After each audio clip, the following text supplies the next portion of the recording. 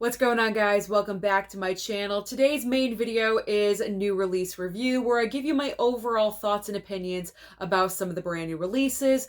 Are they worth your time? But most importantly, are they worth your money? Now, let's start off with No Hard Feelings on Blu-ray.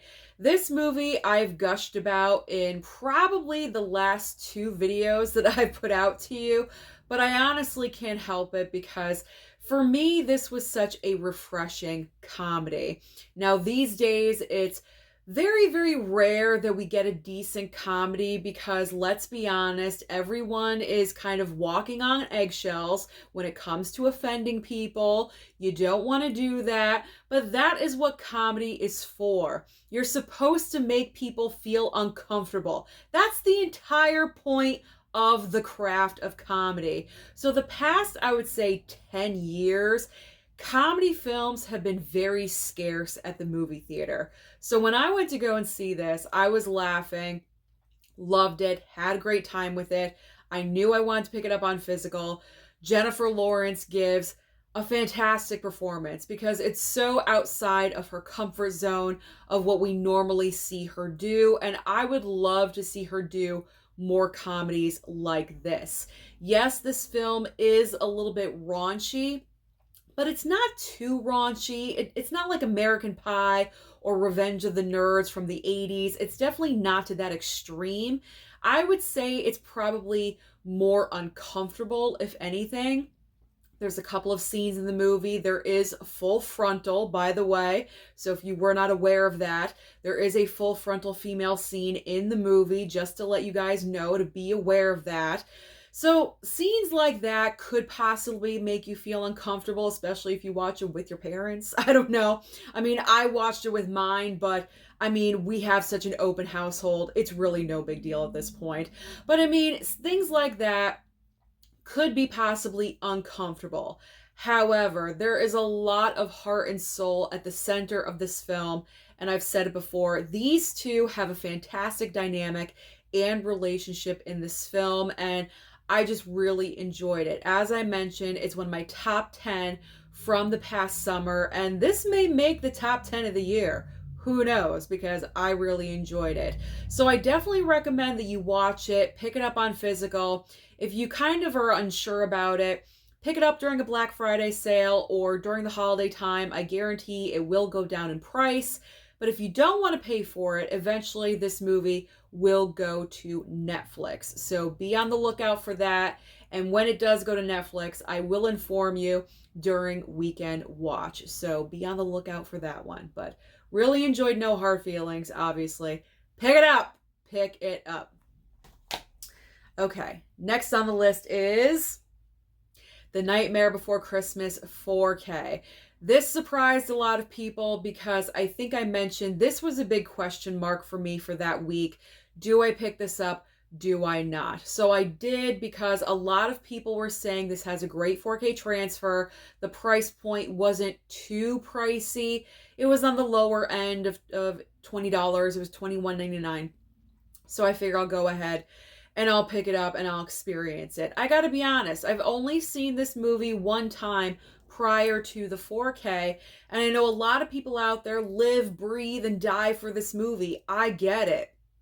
I have my own stuff that I live, breathe, and die for. The Scream franchise. Hello. If you guys already know me, you know this already. I'm all about that franchise. So I get live, breathing, and dying for movies. But I got to admit, when I watched this Blu-ray for the first time, I felt like it was the longest movie on the planet, and it's only 77 minutes long.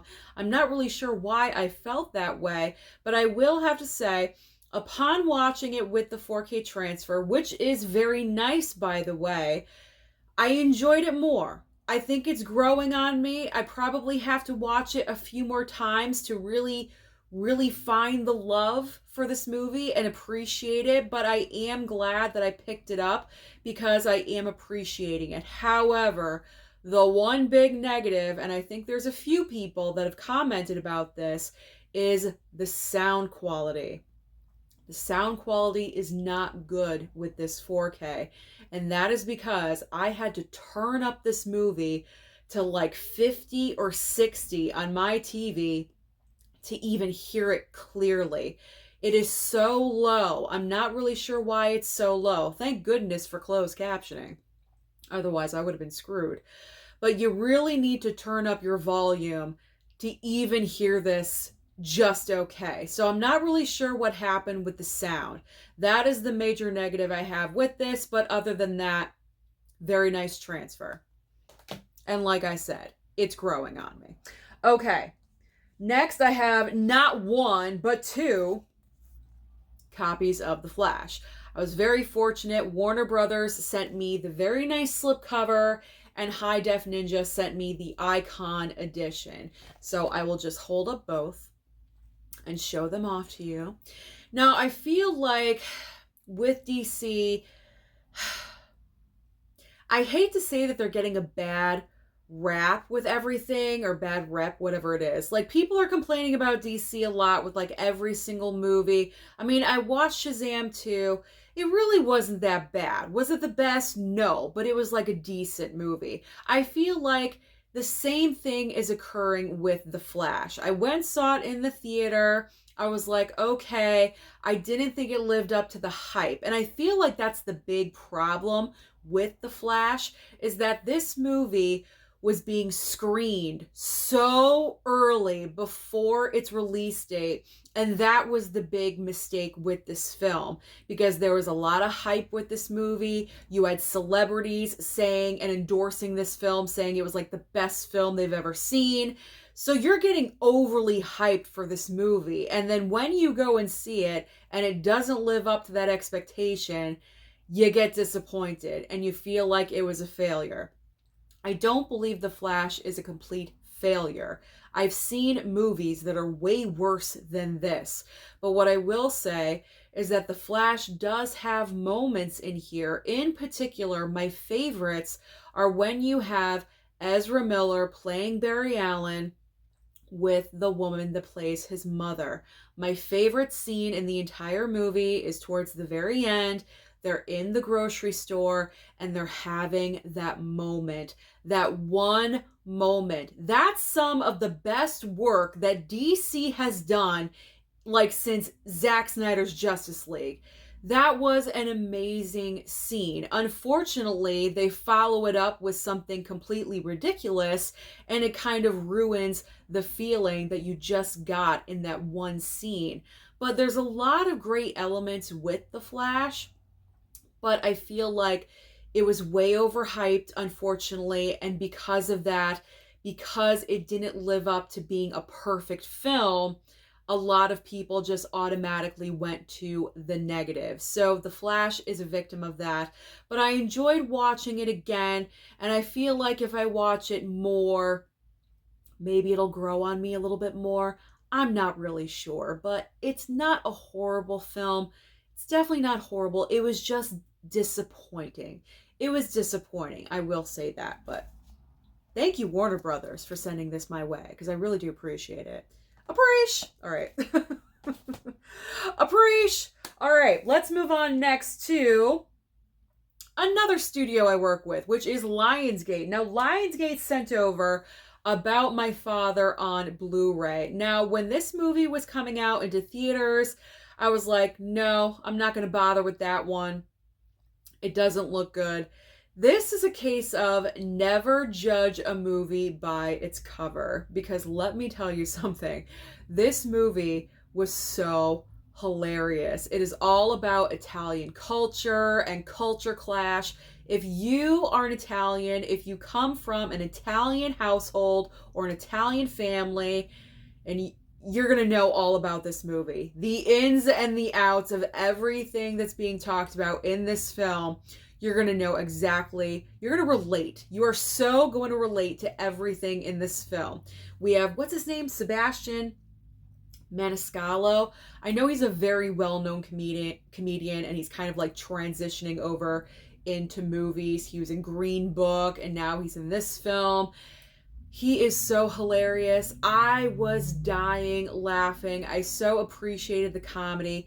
Robert De Niro plays his father, and he wants to get engaged to his girlfriend. So he needs to kind of integrate his father into her family and have them meet.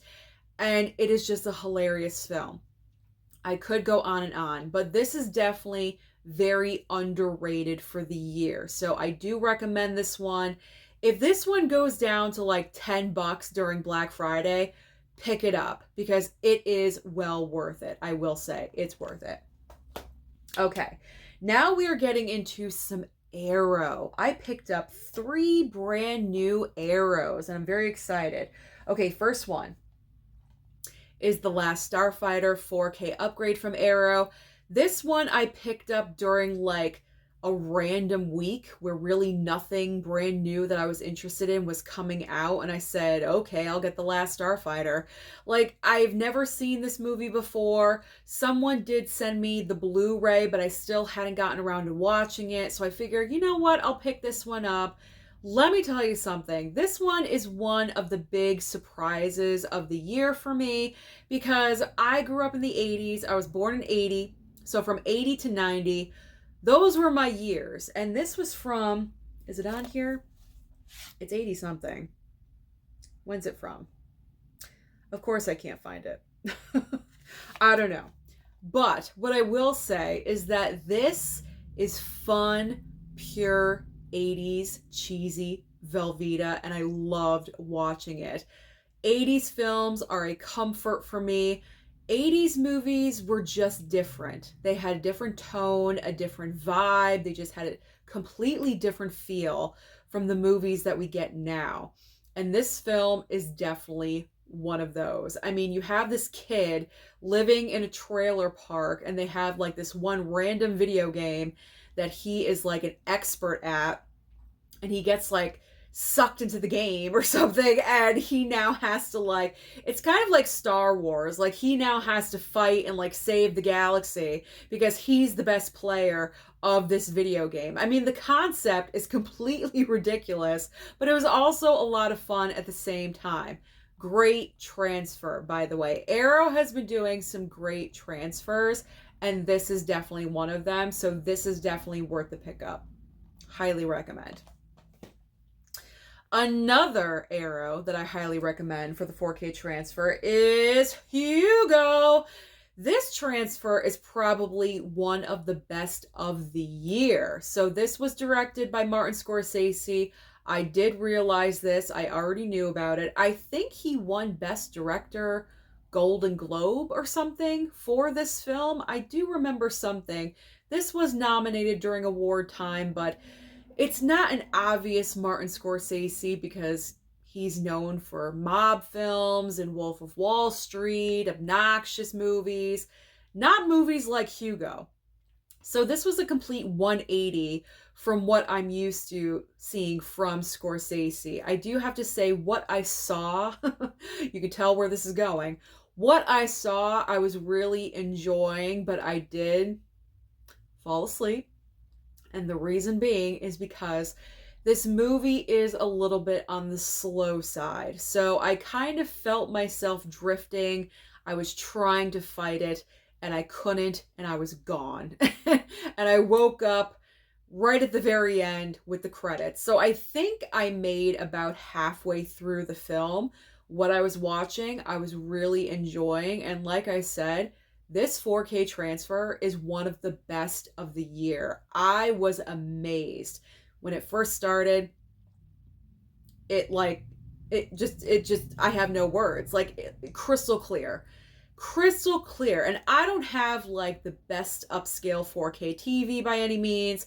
I have like a basic 4K, and even on a basic 4K TV, this was incredible. So Hugo, definitely worth the time and definitely worth the money. However, like I mentioned, I will say, if you're used to the usual Scorsese with guns and mafia, then this probably is not for you.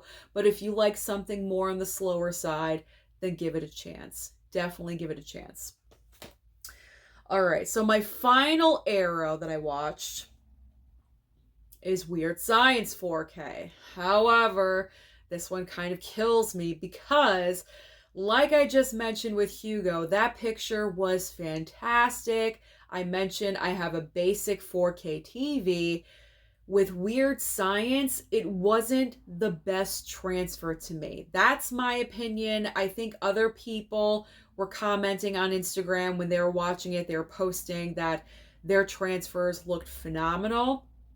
Maybe it's my television. I'm not sure. But when I was watching Weird Science, the transfer did not overly impress me. So I don't regret picking this up because I love John Hughes. This is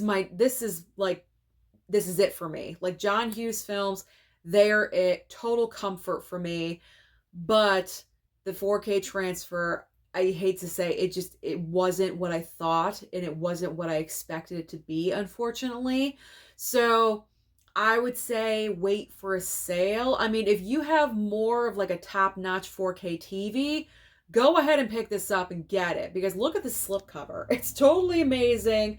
I love the slip. I love the colors being used with the black. I think it looks great. And I'm sure probably with a better television, this looks amazing. But with just an average TV like I have, I wasn't overly impressed. So do with that what you will. I feel like I've been jumbled for the past like 10 minutes talking about movies. I don't know. I'm trying to get the thoughts out. All right. Now we have The Blackening. The Blackening. This was fun to revisit. I went to the theater to watch it, and I definitely knew that I wanted to pick it up because I just love the entire idea of the movie. We've been having a lot of great comedy this year, this being a horror comedy. Like I talked about, No Hard Feelings, Joyride. A lot of great stuff has been coming out in 2023, and I want to see it continue because I miss seeing great comedies on screen. So this is obviously a horror comedy playing off of the tropes in horror films that, you know, African Americans, they always get killed first and they make dumb decisions and they do this, they do that. So they're playing off of that in this film. I thought it was such a fantastic, funny idea.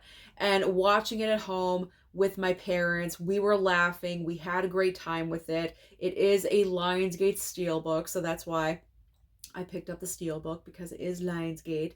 But I enjoyed rewatching it.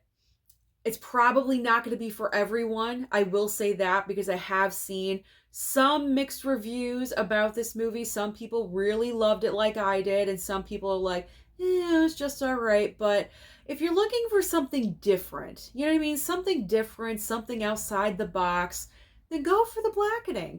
You know what? You don't have to pick up the physical. Maybe watch it on, you know, video on demand, whatever, streaming, if it comes to streaming, some kind of service. But definitely check it out. It is worth your time.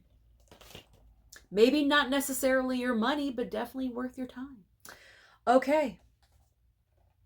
We've got Hackers. Oh, this was so much fun. This was pure, like 90 minutes of nostalgia. I have not watched this film in 25 years. I remember watching this. I was a teenager at the time.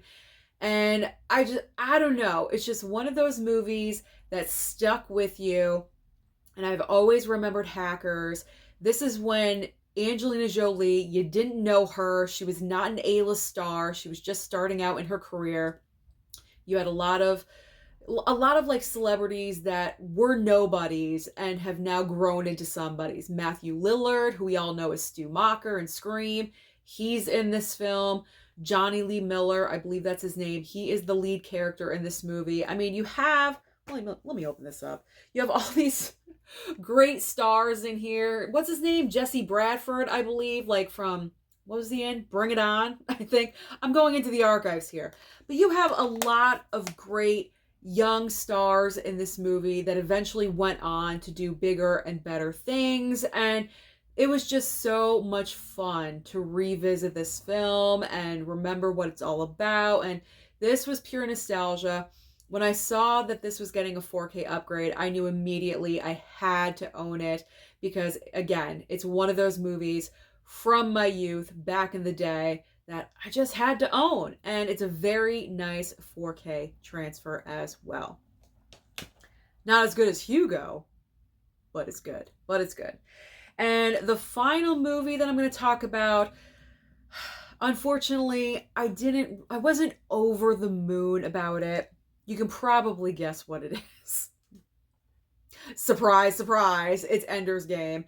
This is a sci-fi film, but I was optimistic about it though, because it's got Harrison Ford, it's got Viola Davis, you guys know I love her, Haley Steinfeld is in this movie, you have a lot of stars in this film, plus it's a Lionsgate steelbook. I had to pick it up. It's not like it's required, but I just enjoy getting the Lionsgate steelbooks because they're so creative. But I gotta say, the best part of the movie for me is the steelbook and how it looks, only because the movie was kind of slow for me. It's all about this kid right here. His name is Ender. And see, I'm having trouble even remembering the plot. Like, they're training kids for an eventual battle or a war or something like that. And he's kind of like the smart one of the entire group. And he's like the leader. He's the smartest one. And I mean, I fell asleep during this one too. I gotta be honest. So I'm not really sure what happened the second half of the film. I will give it another chance. I will, just not right now, because I'm watching a ton of horror movies for the next 2 months straight. And then we're going into Thanksgiving and then Christmas. So after the new year, after we get into 2024, maybe then I will revisit Ender's Game. But I gotta be honest, I wasn't overly thrilled with it. So of any of these movies that I've showed you, the one that I could say, yeah, you could take a pass on, unfortunately, is Ender's Game. Unfortunately, but it's got a very nice steelbook. Steelbook's great. It looks really good. So those are all the brand new releases that I have been watching lately. Comment down below and let me know, out of the movies I've showed you today, which one is your favorite. Don't forget to like and subscribe before you leave, and I'll see you next time.